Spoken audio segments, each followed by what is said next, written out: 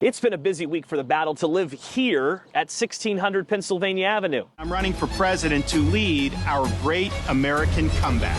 Florida's Republican Governor Ron Desantis announcing in a Twitter video his presidential campaign Wednesday night, although his announcement did include around 20 minutes worth of Twitter technical difficulties. I choose freedom and hope. South Carolina Republican Senator Tim Scott didn't initially promise a big Twitter rollout, but on Monday, he did get in the race. Both candidates join a growing field of Republicans challenging former President Trump for the nomination. For the moment, Mr. Trump is enjoying a comfortable lead over Florida's governor. On the Democratic side, President Biden is only facing long shot challenges from activists including Robert F. Kennedy Jr. and Marianne Williamson. So where does the campaign go from here? Well, traditionally, once the candidates get in the race, focus shifts to debates, and there's already controversy when it comes to those events. That's because it's unclear if former President Trump will actually show up at the first debate in Milwaukee, scheduled for August. Scripps News Milwaukee's Charles Benson has covered Wisconsin politics for decades.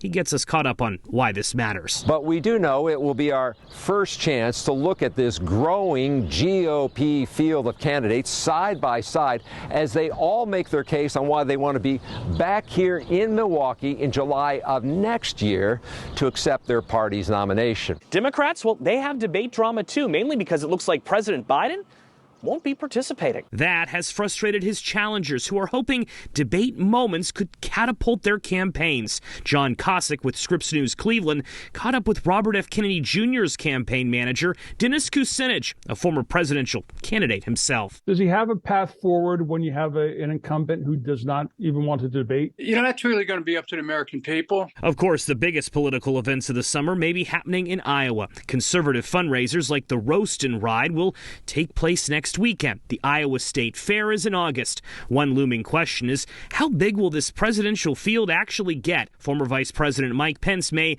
be the next likely candidate to join the race. He sat down with Scripps News' political director Andrew Rafferty this week. I do believe that different times call for different leadership. Republican primary voters are going to choose wisely. We're going to choose the right standard bearer. As far as President Biden, his campaign continues to stress he is well positioned to win again.